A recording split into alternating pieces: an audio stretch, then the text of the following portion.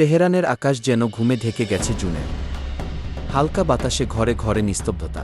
দুপুরের গরম শেষে রাতের একটু শীতল প্রশান্তি। কেউ বারান্দায় বসে চা খাচ্ছেন, কেউ বা ফোনে খবর পড়ছেন, কেউ জানে না ইতিহাস। ঠিক তখনই তার রক্তাক্ত কলমে নতুন অধ্যায়ের সূচনা করতে যাচ্ছে। ঠিক তখন ইরানের রাজধানীর আকাশ চিরে নেমে এল আগুনের পাখি। ইসরায়েলের যুদ্ধবিমান না, এটা কোনো সিনেমার দৃশ্য নয়, না এটা কোনো ওয়ার্ড গেম নয়, এটা বাস্তব। আর এতটাই অকল্পনীয় যে প্রথমে অনেকেই বিশ্বাস করতে চায়নি। এক রাতেই একেবারে প্রায় ২০০টি যুদ্ধবিমান ইরানি স্কাইডোম ভেদ করে ঢুকে পড়ল। প্রায় ১,০০০ কিলোমিটার দূরত্ব পেরিয়ে কোনো বাধা ছাড়াই তেহরানের বুকে নেমে এলো আগুনের বৃষ্টি। তেহরানের অফিসিয়ালরা ২৪ ঘণ্টা আগেও বলছিলেন, প্রতিবেশী রাষ্ট্রের মাধ্যমে আমরা আগাম বার্তা পেয়েছি, ইসরায়েল হামলা করতে পারে। তাহলে প্রস্তুতি ছিল, হুঁশিয়ারি ছিল। তবু কেন কিছুই করা গেল না?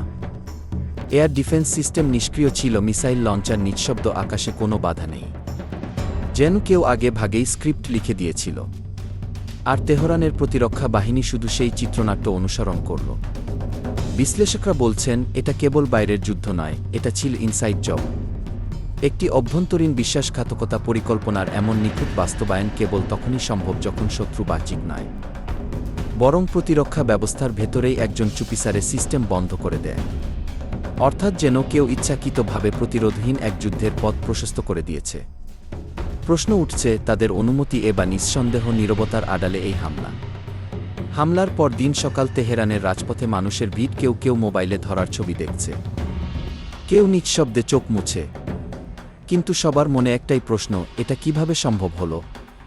হ্যাঁ, হামলার আগেই সতর্কতা ছিল। ইরানের গোয়েন্দা বিভাগ জানত আকাশপথে বিপদ আসছে, মিত্র রাষ্ট্রগুলো আগাম বার্তাও পাঠিয়েছিল। তবুও যখন সময় এল তখন কিছুই করা গেল না।